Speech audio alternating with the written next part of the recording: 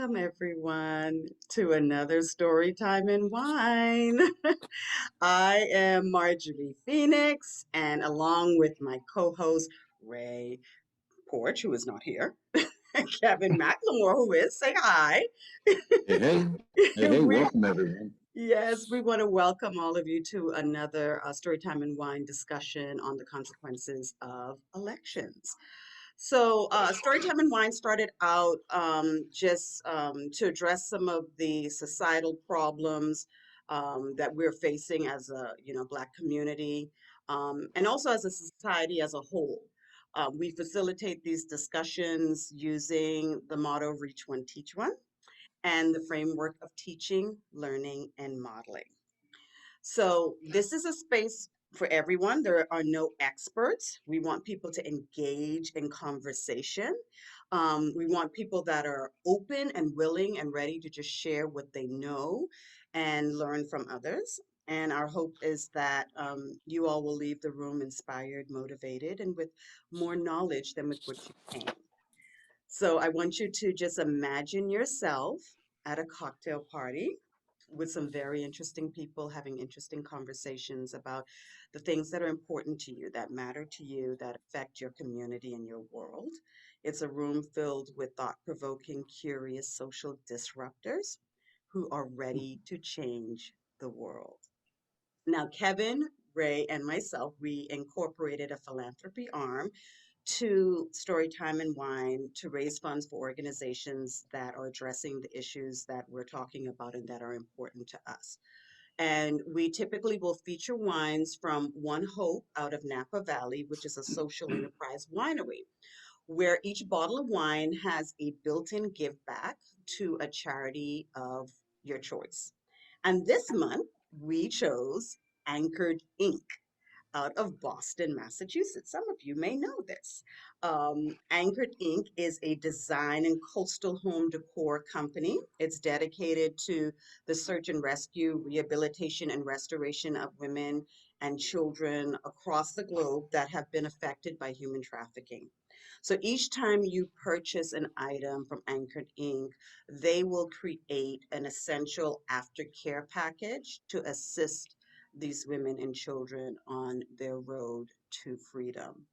Um, Kevin Ray and I had an opportunity to interview the founder, Shabrene Patton, on our podcast, One Queen, Two Kings, and you will be able to hear that conversation in just a few weeks when it goes live on our website. So we're really excited to be supporting this mission. I will put a link to their website in the chat for everyone so that you can go and check them out. And our featured wine for tonight is actually the Vintner Collection, the Sauvignon Blanc. This is actually a very limited edition wine. It's from the Rutherford Collection. And so if you like wines that have like a lemony, lime, citrusy sort of taste to it, you would really enjoy this. And it's 14.5% alcohol. Just saying. Okay. So I we will drop a link in the chat as well for you to go and check out this wine on the website where you can purchase it to support Anchored Inc. Okay. So now it is story time.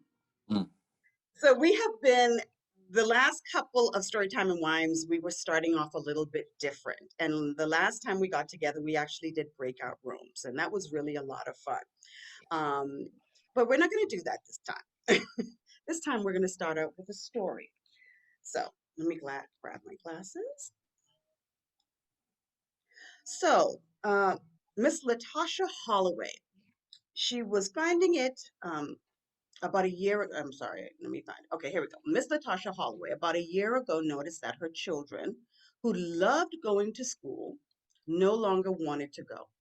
So much so that one of her youngest children would cry whenever he saw the bus.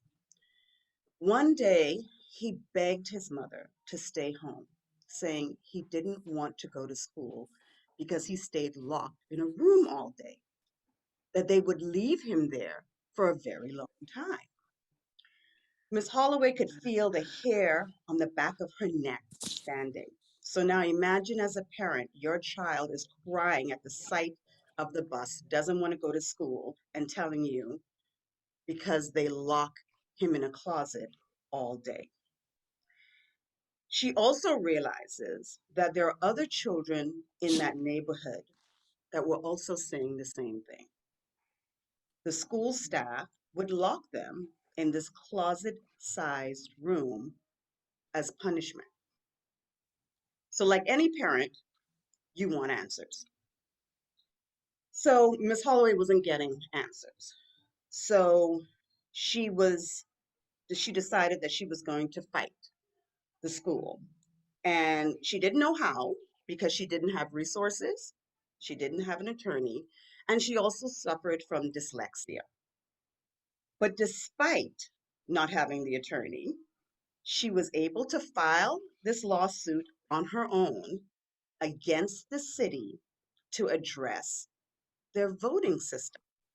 Now, I know you're wondering, what does the voting system have to do with the school system? So we're going to get to that in a minute.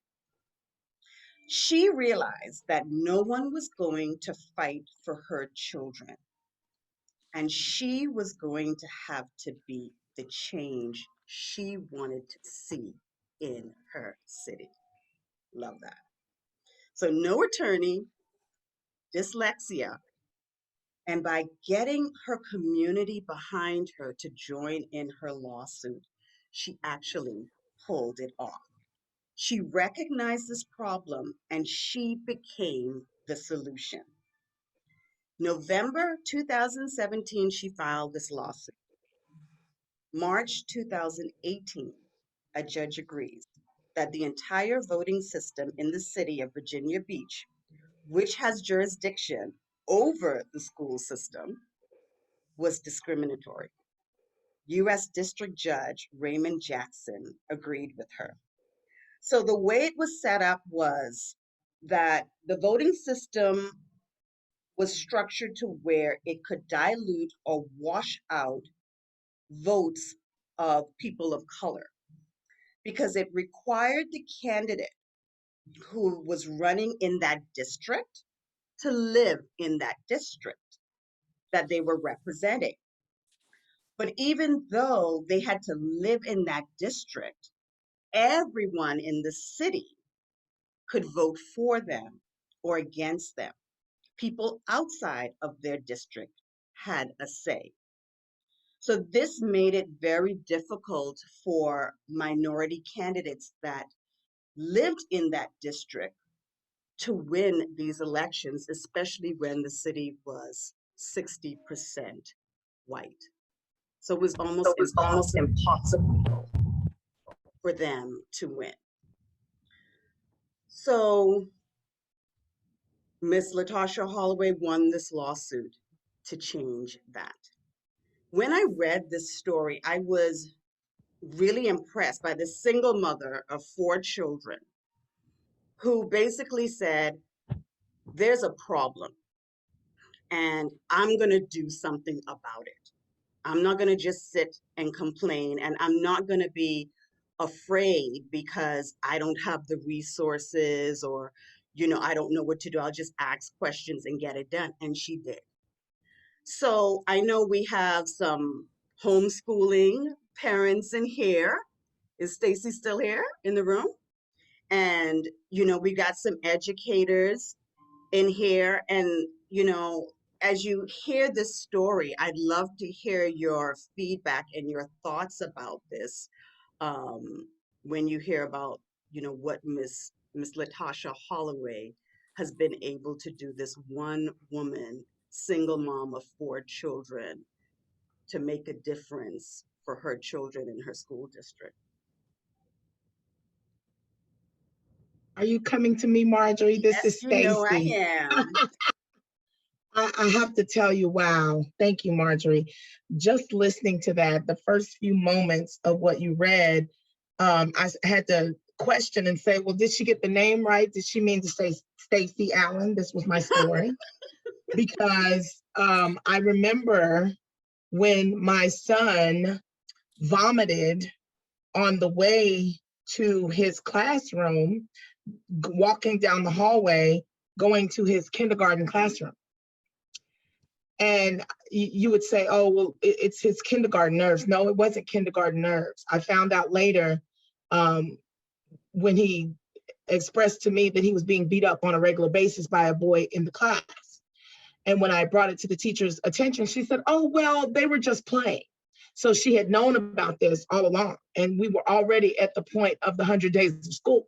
So his first 100 days of school involved him getting beat up and punched in the stomach by a fellow student.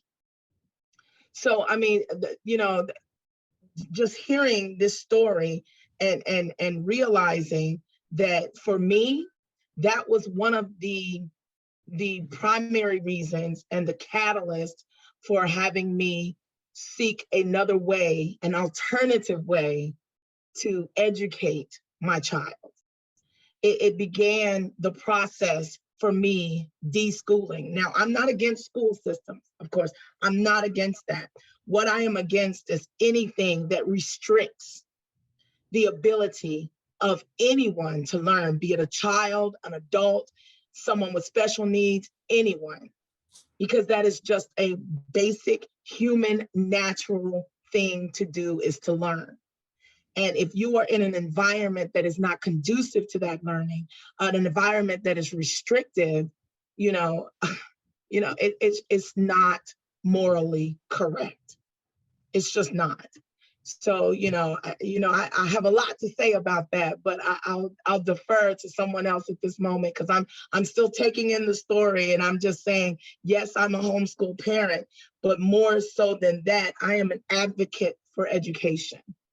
And the type of education that I foresee for our future, it looks very different from what we have in place right now when you think of organized, institutionalized education.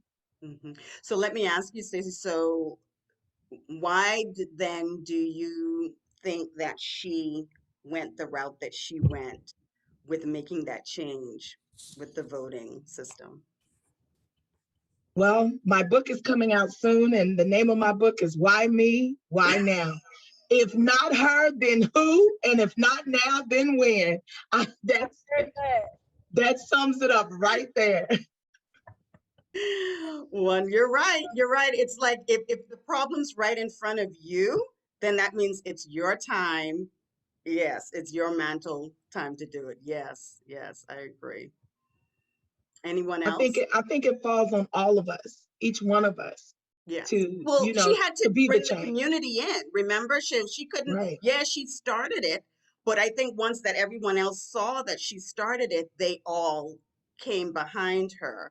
And they felt supported as a community to fight this kind of fight. Yeah, yeah. Thank you, Stacey. Anyone else?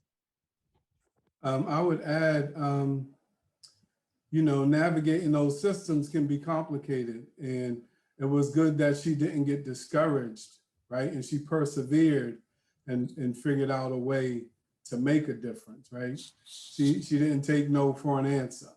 And I'm pretty sure, without saying or indicating it in the story, they gave her the runaround.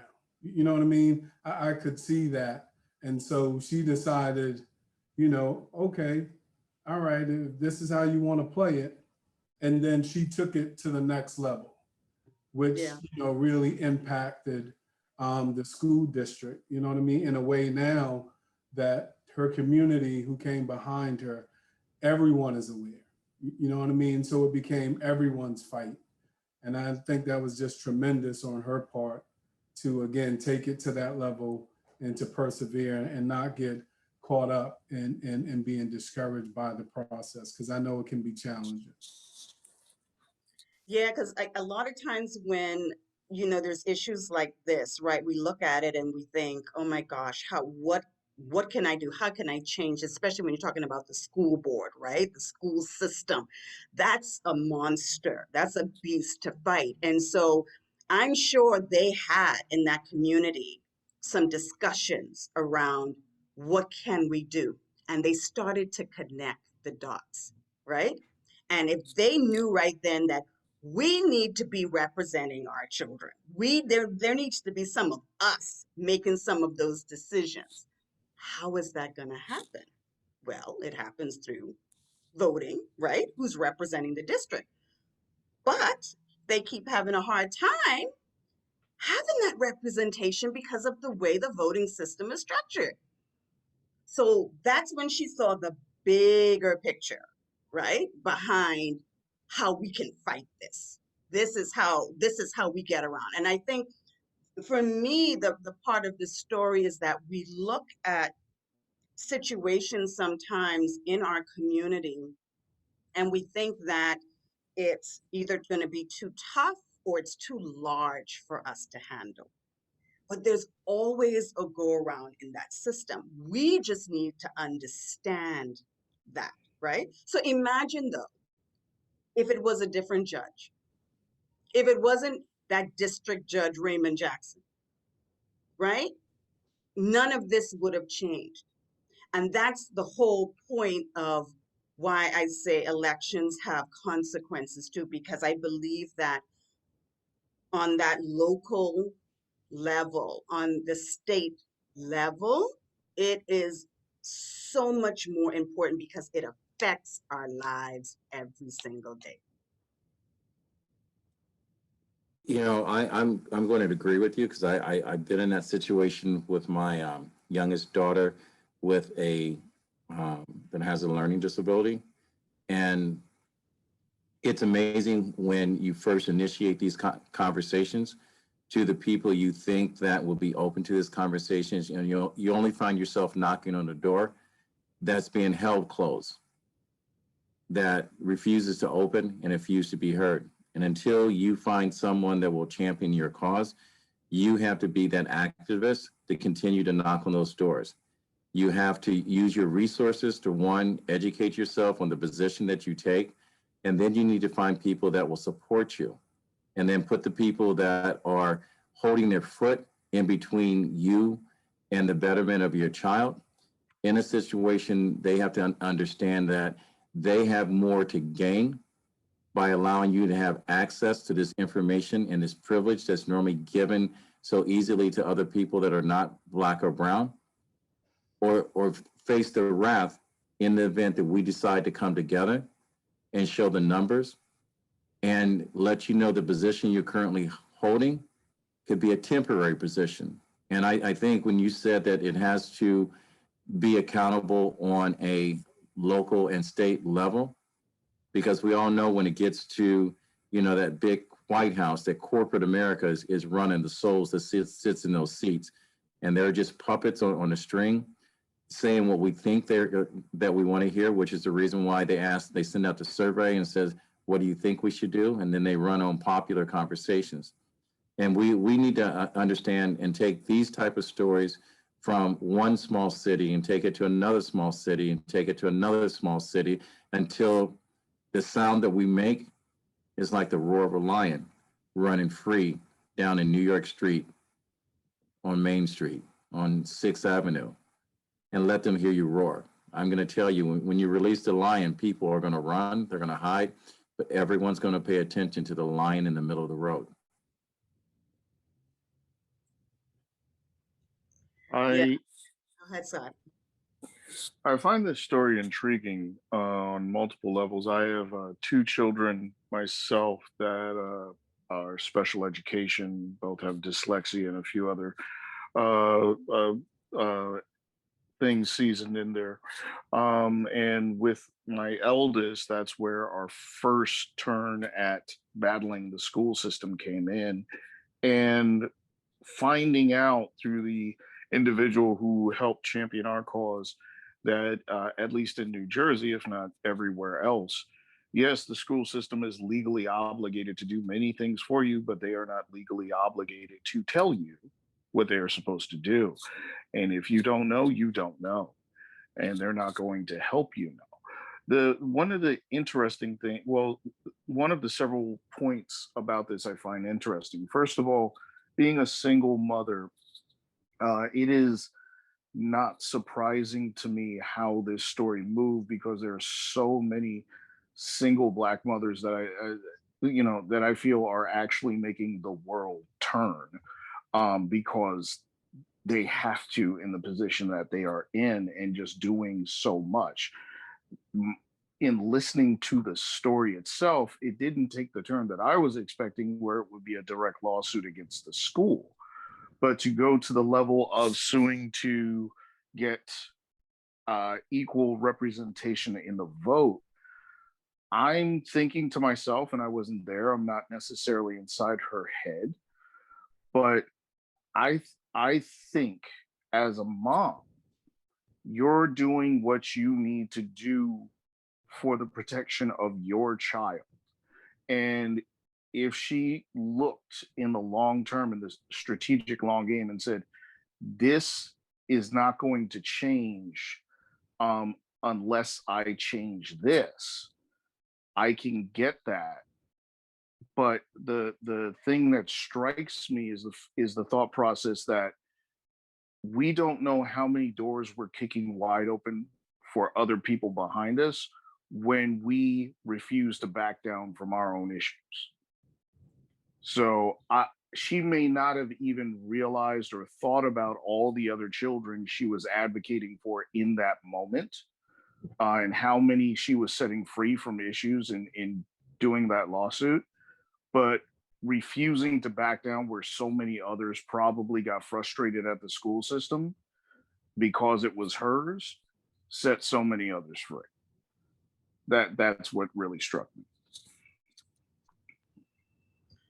Good point, Scott. Very good point. That's true. I mean, for years to come in that city. And then she's inspired other moms, right, around the country as well that can now look and say, you know what, I see where I have a chance, and they may not all win the fight, but I think that we still have to have that fight in us. And I think the most important thing is when you look at the problem, looking at it in a way that you don't feel defeated before you really even address it, right? If we look right now at when I was thinking about the consequences of elections, right?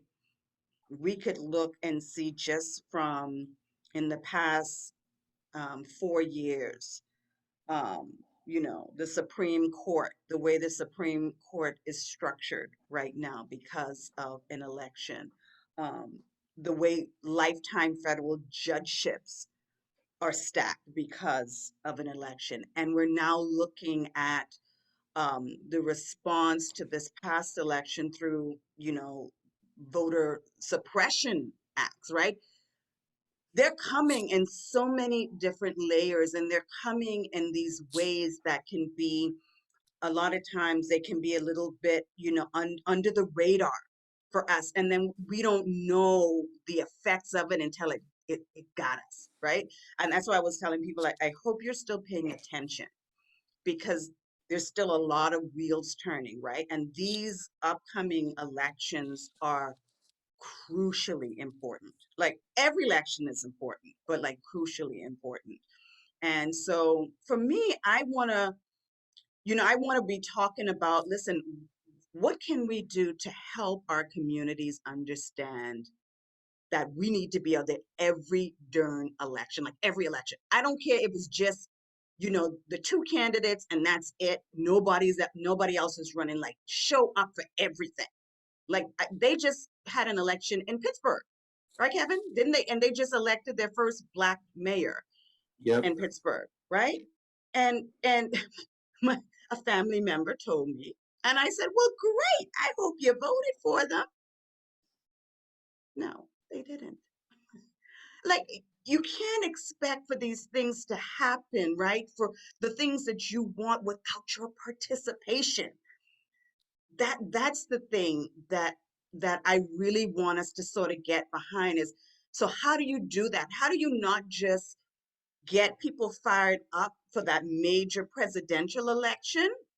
That what Kevin says, he's just really a puppet on a string. How do you get them fired up for the ones right here in their own backyard that's going to affect, their sons and their daughters, Yeah. See, that's, Princess, did you want to talk? I just want to make sure I'm not stepping on anyone's toes. Raise your hands if you want to talk, wave, whatever. You know, Stacey wants to talk, so you're next, Stacey. see, I think that's one of the big issues, especially with our people. All right, we will show up for Prince. We will show up for Gladys Knight.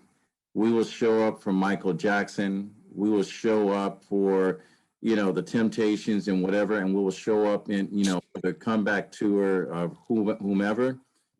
But our local bands get little play.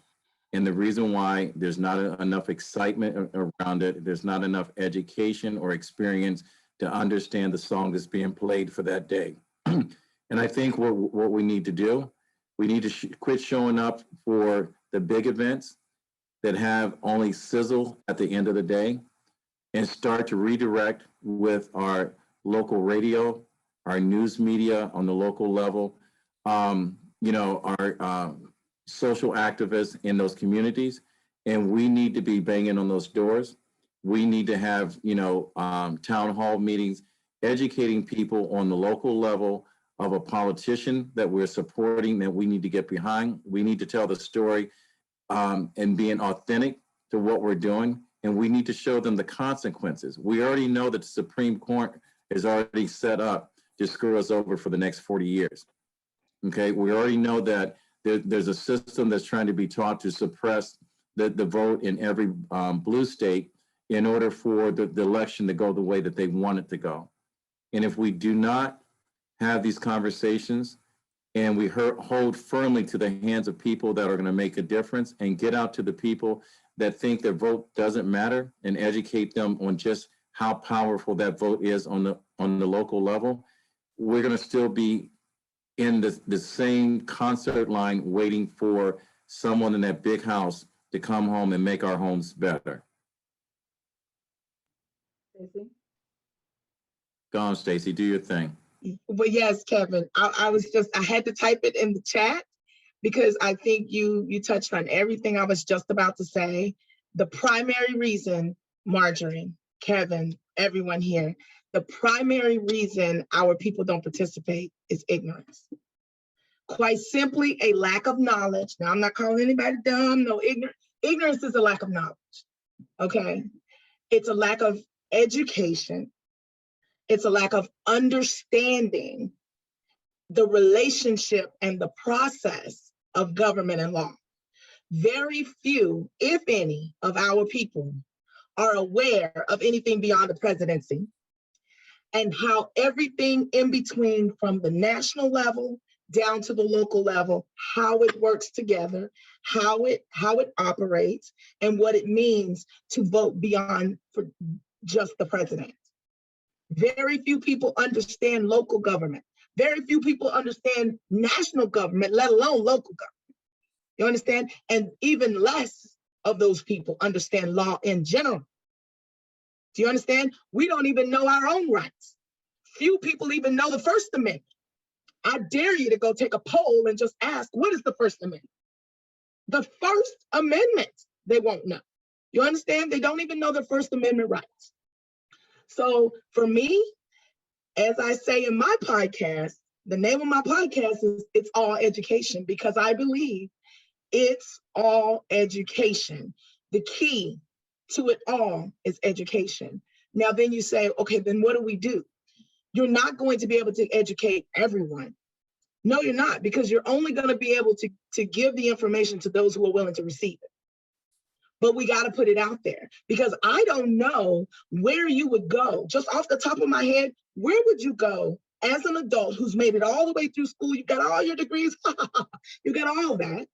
Where would you go tomorrow to get enough information to know when the elections are in your local area and who's running and what their positions are?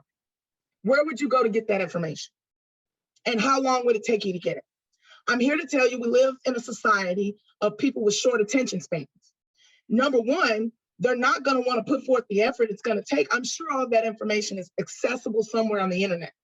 But very few people have the time nor the inclination to take the time to find out that information so that they can participate. Okay? Because everybody's of the thought process, what's in it for me? They don't, if there's not a direct correlation to them. See, when we had to elect a president, there is an obvious direct correlation to your life because it's told to you repeatedly how important this is. It's not told to you repeatedly how important it is that you vote in your city elections, your local, the state elections. It's not told to you. So you would not relate to it in that way. I'll get off my soapbox. I just wanted to say that. I just wanted to say we have to think of a way to make information accessible to everyone, especially those who want the information. And that is how we begin to move the needle when it comes to creating real change. Because until you educate people, they will remain ignorant and immobile, and they won't take action. Thank you. My name's Stacey, and I'm done speaking. Thank you, Stacey. I'll piggyback on what you were saying. I was thinking along the same lines, but I was also thinking, lack of knowledge and education, I think, is critical. But I also think in our community, we also have to break that cycle, right? Because remember, we got a lot of older people who've had to endure a lot, right? And so voting doesn't matter to them, right? And so these are some of the things we continue to pass down. So if they don't vote, they're not interested in it, then the people in their household, the people in their communities are not gonna get out and vote or have that sense of urgency to make the change that we need and the change that we see. And another thing I was thinking about was advocacy, right? Because think about it, when it's time for election, you see all these poll workers, you see everybody with these signs, you see vote for question 2 and 3 and 4 when nobody really knows. So, along the same lines that Stacey was talking about is the information being readily available, not just during a time of election, but again, if we elect Stacey or if we elect Marjorie, and hold them accountable. Like, you didn't come through on the promises that you sat in front of us and made, right? So you said you was gonna do A, B, and C, and we didn't see any of that. So now we gotta go in a different direction, right? And so getting the information and then, really galvanizing people to make the change if the people that we do elect are not doing what they're supposed to do. And I think, go ahead, I'm sorry, Scott, go ahead. Thank you, Kevin. I hear what both Stacey and I'm sorry, I'd have to scroll through here to get the gentleman's name. I do apologize. Are saying I might offer a different perspective. I feel first that it's not solely just a lack of education or knowledge, but there are individuals out there who not only do not believe that the government is for them, but have not seen the proof or evidence that their vote would matter from years of neglect within their own communities by people who, quote unquote, were supposed to represent them or for them. I agree, the education portion is there, but first for me, as I speak with people, I talk to them about the numbers game and where we are right now, not just in government, but in this nation when it comes to population. One of the reasons why you see a particular group of non-melanated individuals losing their minds is because they are going to become the thing they fear most, and that's a minority group. And that's why they are racing to be in a position of control to be able to keep the laws and make the laws to keep them in power. I tell people the reality of that, because that's when it becomes life-threatening, that life-threatening feel that, oh, I need to do something to protect and protect ourselves. And then the reality is, the vote, in my opinion, is not the beginning, middle, or end of the issue. it's just a piece. It's for people to understand that to have your full voice heard, you don't get quiet after you leave the ballot box. You have to learn how to lobby for your cause. You have to learn how to advocate for your cause. You have to learn how to protest for your cause, how to be in front of a lawmaker's face and space in a strategic way to ensure that your point is made and the change is made in the way that you're looking for, because voting for them does not guarantee that they're going to work for you. So you can't just expect that once you vote and leave, it's all going to be hunky dory. You have there was a generation that lived protesting in the streets, getting bit by dogs and fire hosed and billy club. And now we have a new wave of those who are marching and protesting and doing it now. And that is great, because we have to understand that that voice doesn't stop once the vote is made. We have to keep the pressure on.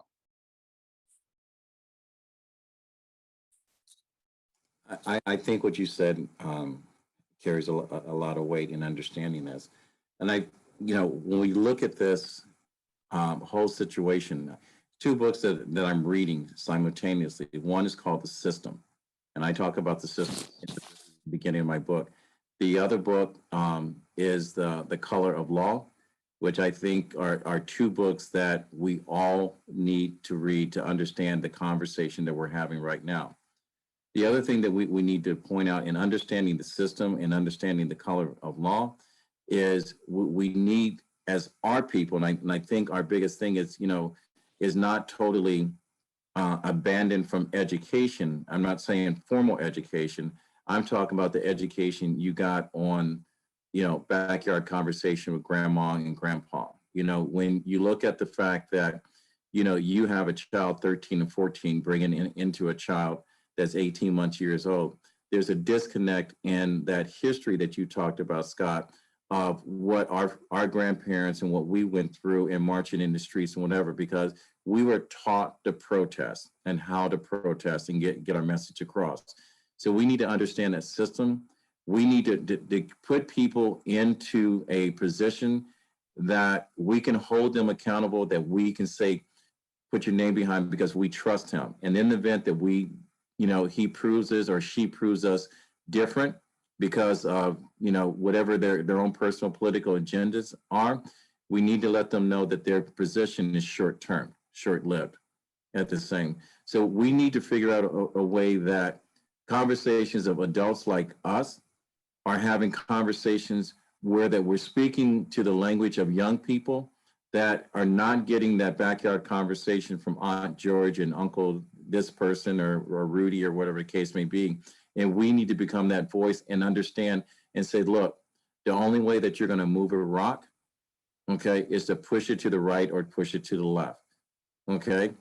And, without those conversations and without building trust within people that look like us, if you look at the numbers on the planet, the people that are not Black and brown are only 13% when you look at the total number. And, Scott, you said something that was factual.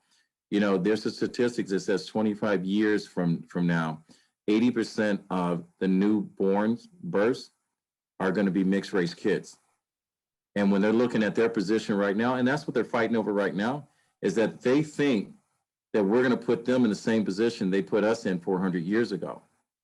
And that's not our battle. Our battle right now is that to have health care that is equal to the same thing that everyone else have, so make that available. To have an education system that provides our children with an education and understanding their history and their position in this life that does not make them an employee, at McDonald's or someplace, and I hate to, use those things, but there's not a lot of opportunity unless you become an owner operator. But, Ray sent out a video the other day when they talked about the power of a story, when the young lady from, I think, Ghana or Kenya, that was all taught, reading European books. And when she first got a chance to read something that represented her, she was shocked.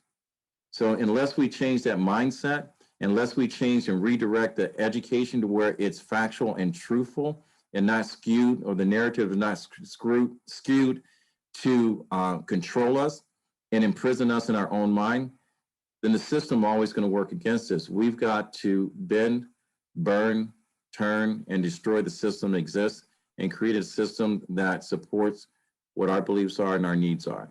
And I'm Kevin, and I'm done speaking.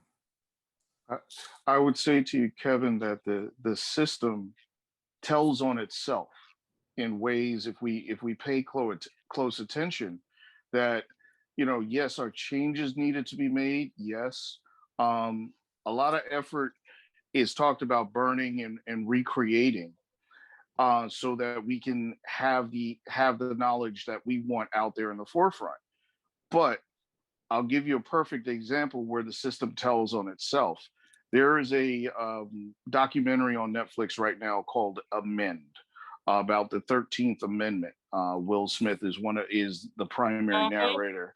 It's a beautiful. I recommend it to anyone. I had my middle child sit and watch it with me, and you know, he was moved and shocked by some of the things, but at the very end of it, I made a point to say something to him so he could get the depth of what he watched. I said, I need you to understand this. There is only one group of people in the United States of America who has never had to have been legislated as a citizen in the Constitution. And you are not one of them. Your existence, your humanity, your being had to be amended into the Constitution so you could be viewed as someone who can be here legally as you are. You're as someone who is breathing the same air. There's only one group of people, and you're not it. So the system tells on itself. We have to pay attention and point out those points. So you know, those who come after us, like, so our children don't gloss over those facts. Don't just regurgitate those facts in school, but get the actual point for themselves of what it really means. You're not just studying the 13th Amendment, you're studying the amendment that said that you now exist here, while everybody else who originally wrote it wrote themselves in long ago. Wow. That's some truth right there, Scott. I know Princess had her hand up too, and you want to jump in here, Princess? Yes, because I was listening to the perspectives about the statement. I can't remember her name right now. Sorry, I'm driving. She mentioned that there's a lot of ignorance in our community facing it, and while that's true, a lot of the people that in my generation I've noticed were ignorant until it touches us in some form or fashion, whether it's getting a traffic ticket or getting arrested for a suspended license or getting your license suspended, you know, things like that, or having your siblings get arrested for missing a child support payment, or you know, whatever it is. That's when we start to educate ourselves and hire these attorneys that don't necessarily teach us our rights, but start to give us bits and pieces for us to go research and educate ourselves more. But even with the point that I can't remember his name, he was just now talking. I think it's Rich made. History also tells us, because I remember last year during the Black Lives Matter protests, there were several, some in Atlanta, some in Rochester, and they were just sporadic protests all over the country. And I remember telling members of my family In in my mom's generation, even my aunt, I talked to several of her siblings, telling them that I wanted to participate, and they immediately reminded me of America's history and how it wouldn't be safe. And in a sense, like I was talked out of it. Like it was something that I felt strongly about to the point where I reached out to four of her siblings, and all of them were like, "No, because you can get shot, you can get snatched, you know." And then we saw what happened in with the Oregon, um, with the Yep, it was Oregon. yeah, with the tinted vans and the unmarked cars, and it was just crazy to see that happen in real time, like today, like not 400 years ago, but today, and even that brought back some reminders of America be America towards um, Black people and people that supported Black people movements. And being said, I don't necessarily think all of it is ignorance, even though there is a lot of ignorance, but a lot of it is fear, and a lot of that is even passed down to us because there is a real danger in us having a voice, even with them feeling that like we will be outnumbering them very soon. I mean, that's inevitable, but Mhm. Yeah, there's a there's lot a of fear driven. There is a lot of, I do agree with that, Princess, that there is a lot of fear, but I, America is always going to show itself. They're gonna be who they've always been. That's because the system is just, it's so entrenched, right? So we can expect for that to happen, right? But even with the fear, like when I think back at the civil rights era, like look at what they literally had to face. They knew it. They knew some of them was going to get beat down, maybe lynched, maybe disappeared.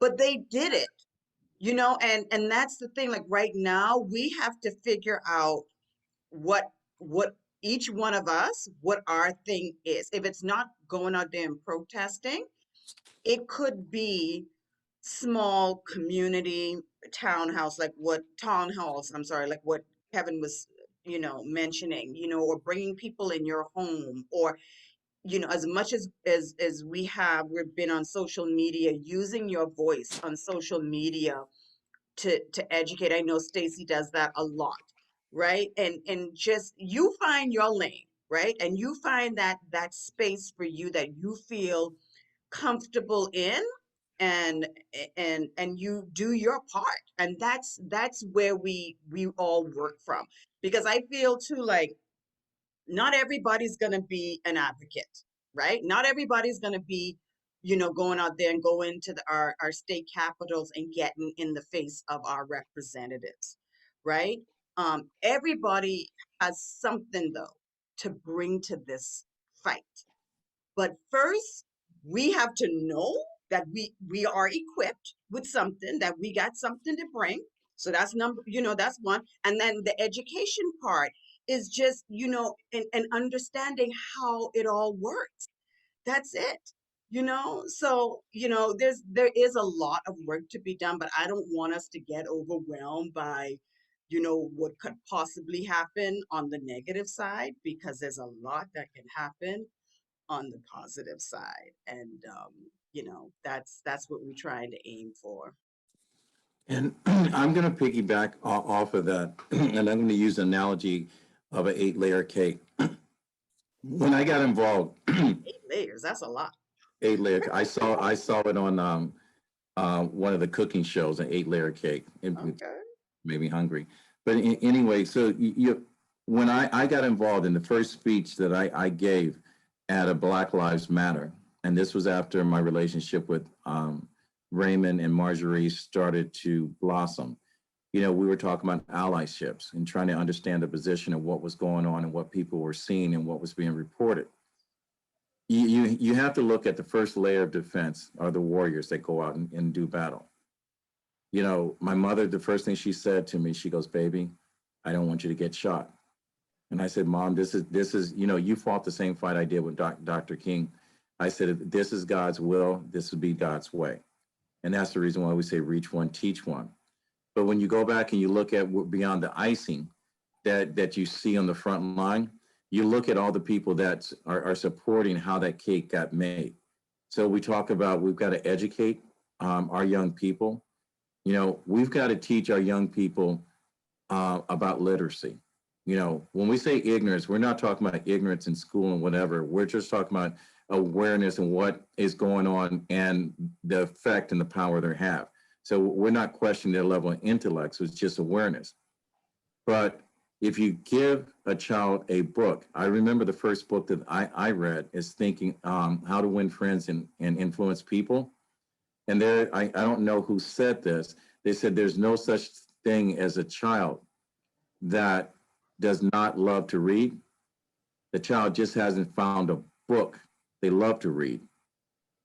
And that's the reason why I wrote my book. You put a book in the hand of a child that takes him out of his current environment, that he's turning page after page, or you turn a page to a book and the characters look like you and understand what you're going through, then you start to read. The next layer is the people that stand there that are in our local representative office demanding to be heard. And those layers go on and on and on. And once we get that all presented, you know, we have a big celebration. And that's what we've got to understand. There are going to be people that are going to be on the front line, and we're going to see some sacrifices being made. But like everything else, if you believe anything in the Bible, in order for us to have what we have, there were sacrifices that were being made. And when those warriors out there, God only sends the strongest warriors out there. You just need to support them with doing your part little by little. And I'm Kevin, I'm done speaking. I wanted to jump in and just kind of address the elephant in the room as we're talking about this. And Scott, just to kind of clarify, when, you know, we were saying, for me, lack of education is just, as Kevin alluded to, just gaining more knowledge, right? Not to mean that we're uneducated or we can't learn, but gaining that knowledge. But my point, or I wanted to add, we also have to learn and be able to deal with, there's a political system, right, where people want to run for office, and like we had, you know, President Obama, great man, great family, model citizen to the country. And then there's politics, right? He was able to win the presidency, but he had to endure so much in dealing with, you know, them rejecting a lot of the work that he tried to do. And one of the things I just kind of underlined it for me is I read it somewhere and I just pulled it up. So we had, just to kind of give you the two examples of the politics, we had President Obama, we had Donald Trump. So Donald Trump, it said, left the White House having appointed more than 200 judges to the federal bench, including nearly as many powerful federal appeals court judges in 4 years as Barack appointed in 8 years, right? So those are critical things that affect us systematically. You know what I mean?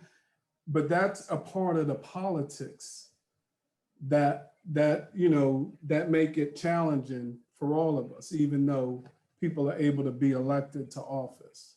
So that was just something I just wanted to highlight, that there's the political structure and then there's politics. And the reason why I say that also, we have a Black female mayor who took over for our mayor, he's the labor secretary now appointed by President Biden. And so she's the first female and she's the first Black mayor of the city.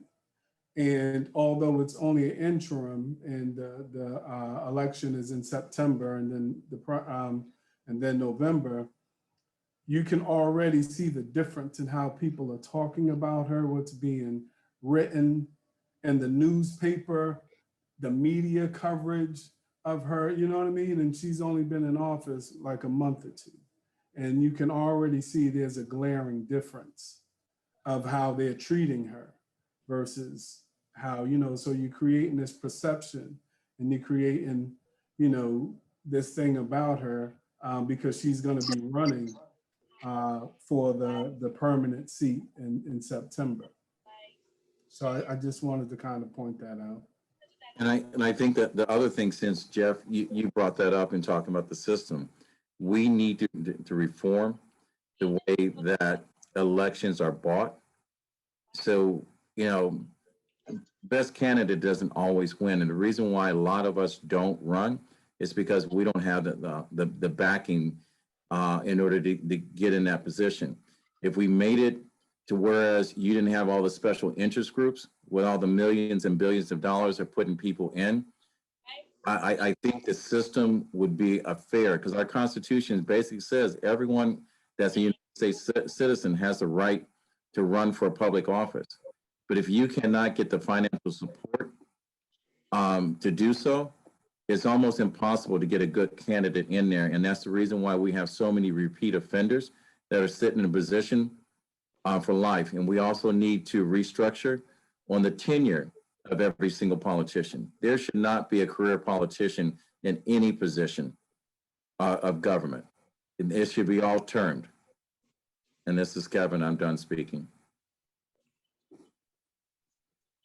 And I'd like to say something else. You know, I was just thinking about that when someone asked me recently, why don't I run for public office?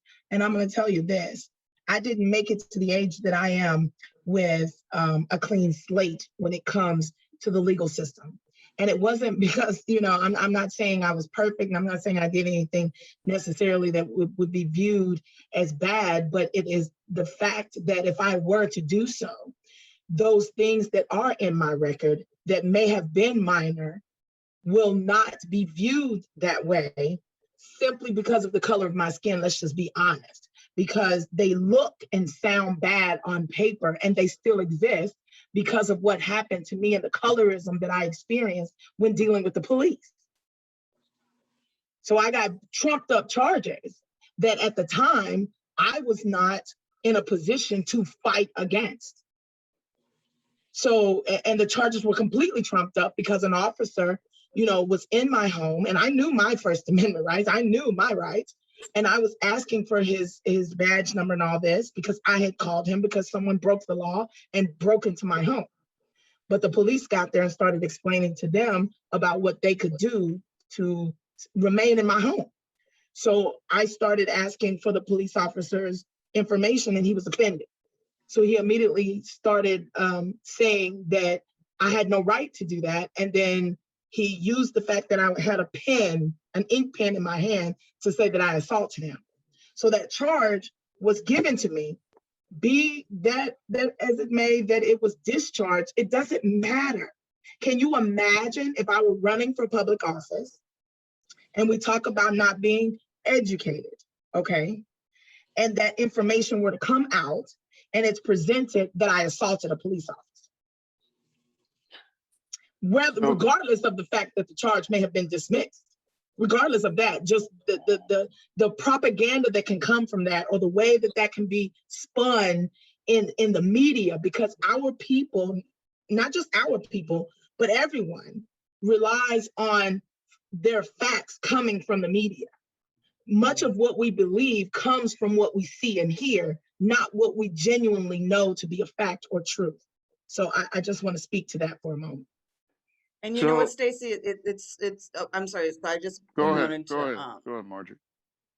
You know, and going back to this whole thing with the fear factor, right? Even with now, as much as we see how blatant the police are in their interactions with us, right? And some of us could even know the law, right? We could know our rights, but we're still watching this play out like that doesn't apply to us, right? So when you start to see that, you know, not only is there this fear of having any sort of interaction with law enforcement, but you know, you just don't want to put yourself in that position at all to have to deal with that. So yeah, so that brought that to mind when you were mentioning that, and then to the point that Princess was saying, you know, about the fair and the fact that, you know, we could know our rights, but the rights, none of that could apply to us. Go ahead, Scott. That's a I'm sorry. That's a conversation, you know, that when I say we don't put the right people in office, it's just like we have one queen, two kings. You have two very powerful men standing behind promoting, inspiring, and protecting one queen. Stacey, you're that queen, regardless of what they say you were yesterday. And we know as people of color, charges were trumped up. If you go back and look at Jamie Dimon's story, and look at the fact that he was facing federal fraud charges and was able to, you know, within a couple of days, be able to pay a fine and walk away without any chance of imprisonment. When the same day he was released, there was a young African American that had an ounce of cocaine that was sentenced to 12 years in jail for a little bag of cocaine. When this guy basically turned around and not only got almost $36 million to bail his company out, he got a $19 million pension fund, payout at the end of the year when he should have been in jail. So, you know, we cannot allow a system to hold someone so dynamic as Miss Stacey Allen out of a position of running from power, because we have to look at the fact that the system has been weighed against us and skewed against us for years. And that's the reason why we as people, when we talk about educating people, we've got to get people to say, look beyond the system and look at the person that's talking to you and what can be done for you. Because the only person that can change what's going on for us is someone that understands firsthand what we're going through. You can't have someone that's lighter and brighter tell you that we know what's going on in your education system, because every single president that I can remember has all been trying to improve healthcare and education, and not one damn thing has changed. It's gotten worse. But I am saying this is the time that we need to come together and let the system work in our favor. We know that these charges were trumped up, and whoever you were yesterday is not the person you are today. Take the Constitution that says everyone has the right to run for a public office, regardless of the circumstance. Yes. And because of your experience, I think that makes you a strong candidate, to be honest Yeah. with you. I back a president that took a drag off a joint versus someone that told me he got a contact high and told me he enjoyed it.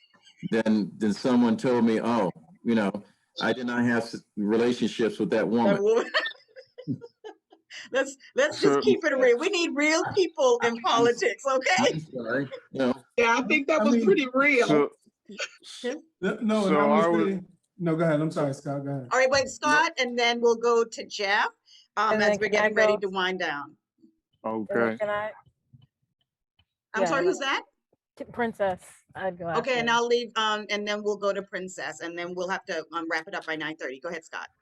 So I was debating whether or not I was gonna say this, but with Stacey's lead in, I feel compelled, and I feel it's a little bit more of the elephant in the room, even more so than what Jeff was talking about before, because you know, with what Stacey mentioned about why she feels she would be ineligible to run, looking at some of the crop that has run on the other side. I mean, people who are openly QAnon. We've had individuals who were members of the Ku Klux Klan run, win, and stay elected. We've had people who ran, who were criminally charged, who were found guilty, and then had the nerve to run again, and look at ways of getting reelected. People who are in office under investigation or indictment, and the point that I'm trying to make is this. I wonder if part of the elephant in the room, beyond the education, beyond the vote, and getting the information out there and everything else, is dealing with the fact that as much aggravation, as much fire as we have, as much desire as we have for change, there is a certain level of conditioning of where the ceiling is that we have to unlearn. And to be able to believe we can go beyond what we have seen or been shown is the limit for how far you can go. Imagine if we as a people became a bunch of Karens and demanded our rights and wanted to see managers. I mean, and that's really, you know, to the point where we are, because God forbid some Karen's coffee is, you know, 4 seconds late. There's 400 years of lateness that has not been repaid yet. Imagine if we all came together and went that route. I'm not talking about violence. I'm just talking about truly believing of what is our due and what is our rights and going for it that hard. Yes, sir. Yes, sir. Agree. Jeff? Yeah, I wanted to, you know, similar to what Stacey was talking about and having a background, I think another barrier, particularly for our young men of color, is the Corey-Sorry system, right? And them getting caught up again with the trumped up charges and not really understanding how that could impact their future, you know, long term, right? And the system doesn't support them. It makes it more challenging and difficult for them to be able to have opportunities. And as Kevin mentioned, with the guy at a small ounce of cocaine getting all these years and serving all this time, that's going to be on his record when they continue to get arrested.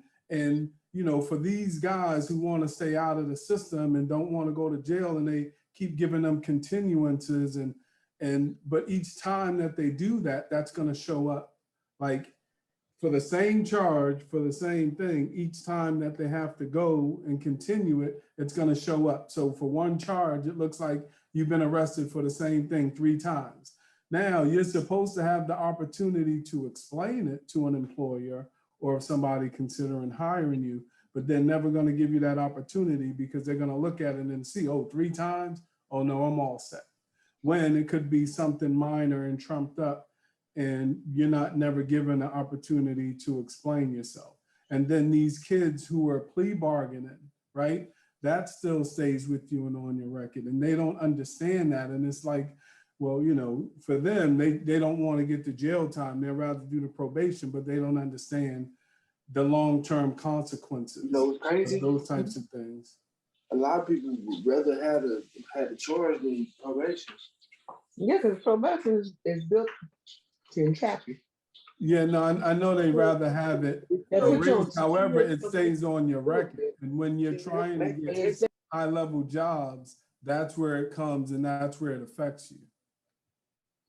Sorry, I had to mute you because you guys were over talking each other. So and that's where these kids don't really understand that, and they get in public defenders who really could care less, because the more cases they get, the more money they get. And so they're just kind of passing them through and working them through the system. So, but understanding that that becomes a huge barrier for a lot of these guys to be able to earn and make an honest living and support their families and be on the right track. Yeah, definitely. Princess? Yes, We I'm have a couple actually, minutes. yes, I'm so glad that I was able to speak after you all, because when talking this listening to Stacey and Scott and Jeff, I immediately thought of a Netflix movie, When They See Us, about 5 children, Black boys, you know, and then I think about my brother who was arrested twice in front of his high school before the age of 14 and at the age of 14, because they didn't believe that he was a student at the school that he was attending, and he was just walking to school. And then I think of the environment that I grew up in Brooklyn, New York, and in Atlanta, and witnessing some of my friends, I guess you would say, not really friends, but neighborhood buddies or neighbors who were the same age. Their kids would go to jail or end up going to juvenile and then be profiled at school and watched and harassed at school by administrators and harassed by officers, even in their own neighborhood. Um, for having a past, whether it was jumping fences, some of them would go into other people's houses, some of them would sell weed, which is still not legal, and get arrested. And I had a friend that I met recently when I was in Rochester, and she was arrested, and did 12 years in prison after murdering her baby's father, after she was in a domestic abusive relationship for 8 years, where on record he repeatedly whooped her, and she had broken ribs, broken bones, hospital bills a mile long. But she did the time, she got off, and she still had to go on probation for an additional 10 years after she got off from doing all that time in jail. And so I just think of how the system is stacked against us. And listening to Scotty when he says, you don't necessarily think about it going the violent route, but then listening to Stacey and saying you also have to know your right, and then also hearing turn into those Karens, if we were to be those Karens. Right to carry is our right. You know what I mean? We literally, not even 3 weeks ago, we were so emotional about the George Floyd case and how that turned out, because nobody really expected there to be justice, because there wasn't really justice. He still died. It was still televised. There were still witnesses. They still knelt on his neck for 10 minutes in public, and there was no real consequences. He didn't have to die like that. You wouldn't kill your dog that way, but then they're killing children in broad daylight, and then they're arresting children in broad daylight with trumped up charges. And you're saying, like, the public offenders, they get money for every case that they get, but then what other option do you have? Coming from the background that you have, coming from the neighborhood that you come from, coming from the low income housing, the low income family, the welfare, what options are there? There's only violence. It's you fight violence with violence. We've tried fighting violence with peace. We've tried it with protest, and we have rights too now that we're technically citizens. And I don't really see us sitting down, because it's fearful to watch, but there is still a lot of fight. Before 20 to 50 years ago, there were people that really cared more about jobs, whereas now you're seeing spikes in entrepreneurs and Black businesses like nothing before. People age group 30, 40s don't really care about jobs like they used to, because there isn't enough security. And that's how we feel about our government. That's how we feel about our police. And that's why there's a lot of ignorance, but that's also why there's a lot of fear and a lot of anger around it. So I don't really see it getting better until we do what Scotty suggested, said, and match that energy, match that Karen energy. 'Cause there's a Carry lot that of, carry that Karen energy with us, okay? yeah, but I'm done speaking. I love I'm done. it. I love it. Yeah.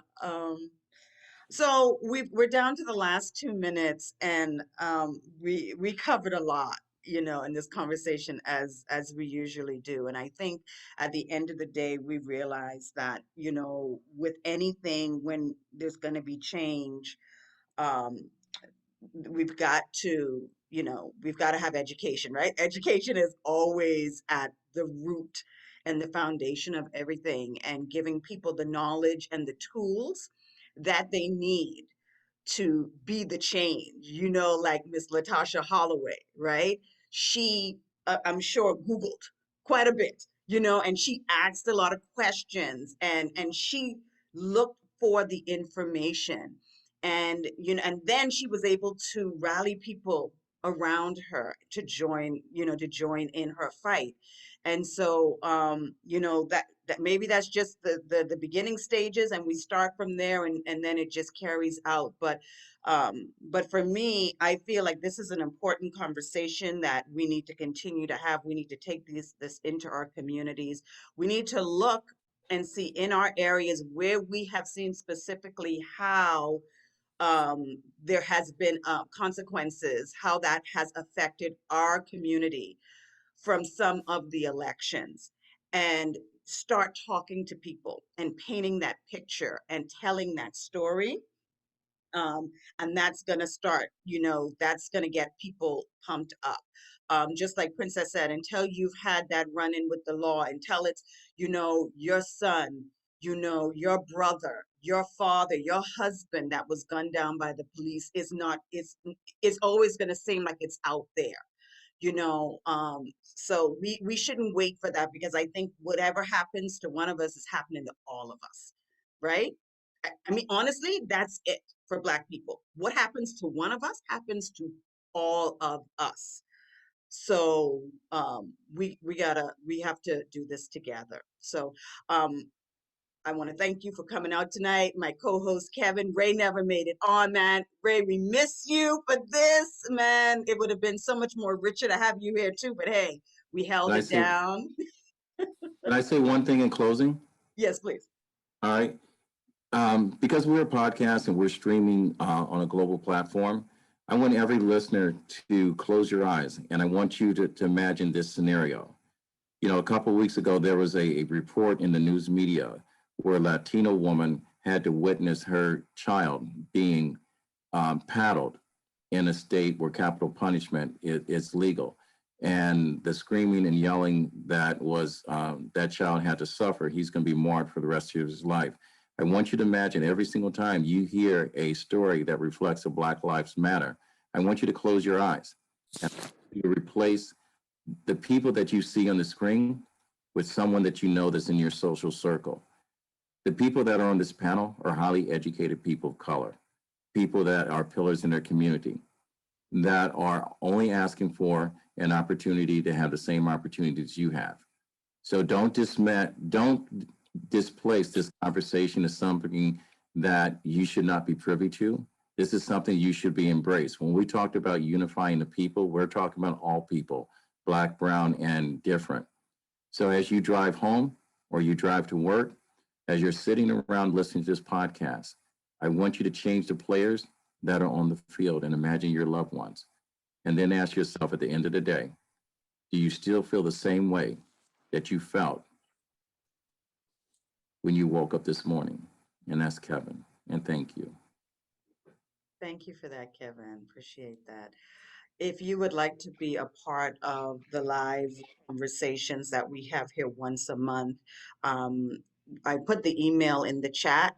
But for those of you listening in, it's admin@storytimeandwine.com. Email us letting us know you want to be on the list. And that way, once we get the website up and everything, we'll make sure you'll be a part of the newsletters, knowing what we're doing, when we're doing it, and you can be a part of the live conversation and engaged with us. So for now, this is it. This is Marjorie, Kevin. Hey, everybody, thank you for joining us again for another Story Time and Wine. Hey, don't forget, go out, get yourself some wine so we can support Anchored Inc. this month. And we'll see you next time. Bye-bye.